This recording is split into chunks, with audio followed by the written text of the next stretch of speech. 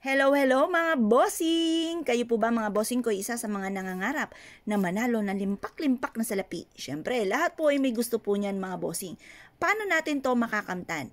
Unang-una, may papayo ko lang po sa inyo mga bossing. Ako po ay nakakapanalo rin po mga lima-limang numero mga bossing. Mapapayo ko lang po sa inyo po mga bossing kapag po kayo ay atat na tumama, lalong hindi po kayo makakatama. Pero kung kayo tipong kalmado, may negosyo ka, or kaya ang daming mga nirarakit, or kaya may trabaho ka mga bossing, abala ka, kung ginagawa mo lang itong libangan, dyan ka makakatama. Kasi pag ito po ang inasahan po ninyo, naku mga bossing, mas lamang po dito madalas ang talo. Magpakatotoo na po tayo, yan po ang talagang tunay na nagaganap. Kaya na po mga bossing, lahat ng mga tumataya mga bossing ko, ay meron pong sikreto. Yan po ay may mga pinaniniwala ang pampaswerte. Yan po ay wala po mananaya na walang pampaswerte. Lahat po yan ay meron. Ngayon po mga bossing kasi na naniniwala sila na kapag ginawa nila ito ay maaari sila maka-jackpot. Lahat po yan. Yung iba pa nga po mga bossing, meron ako kakilala kapag siya ay nananalo, siya po hindi nagpapalit ng damit ko. Ano yung damit niyang sinuot na siya ay nanalo? Yun po ang lagi-lagi niyang sinusuot mga bossing ko. Para lagi daw siyang panalo. Para laging swerte, buenas.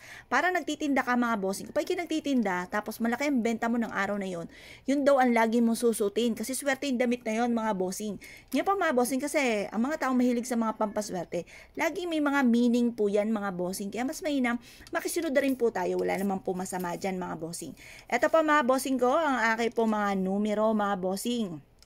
Yan, mahaga gusto nyo pong gayahin, okay naman po, gayahin nyo po siya kung ito po ang trip po ninyo na tayaan mga bossing. Wala naman po masama mga bossing.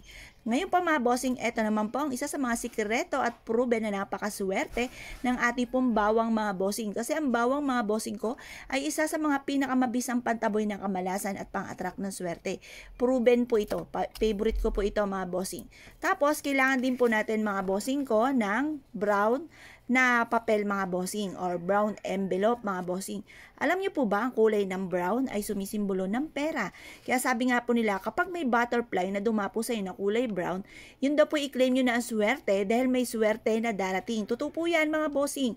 Kasi naranasan ko na rin po yan. Pinalibutan po ako mga bossing ko ng brown na paru-paro. Pero isang inglap lang na wala rin po sila kaagad pero ang dami po nila mga bossing. Ako nga po ay napaiyak sa tuwa. Ngayon pa mga bossing gamitin natin ang brown na papel na ito. Swerte po ito.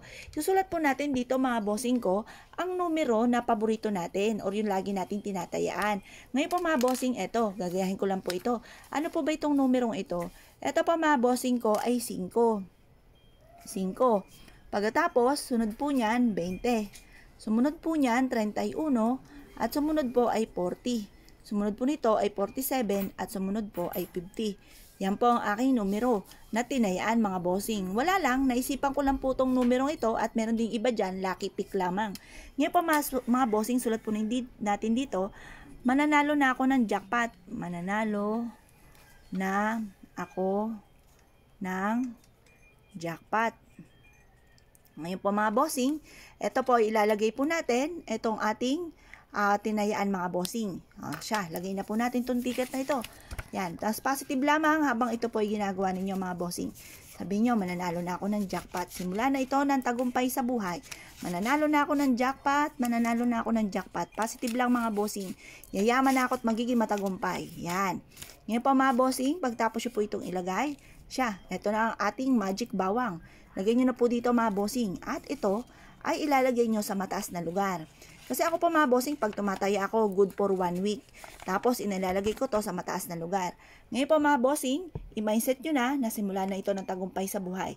Pero syempre mga bossing, baka po kayo ay hindi manalo, huwag kayo panghinaan ng loob. Pero syempre, habang ginagawa nyo to, mananalo po kayo. Pero kung sakaling hindi man mga bossing, marami pa mga panahon. Pero huwag nyo itong kakaririn. Kung ukol ay bubukol. Kaya kailangan mga bossing, positive lamang.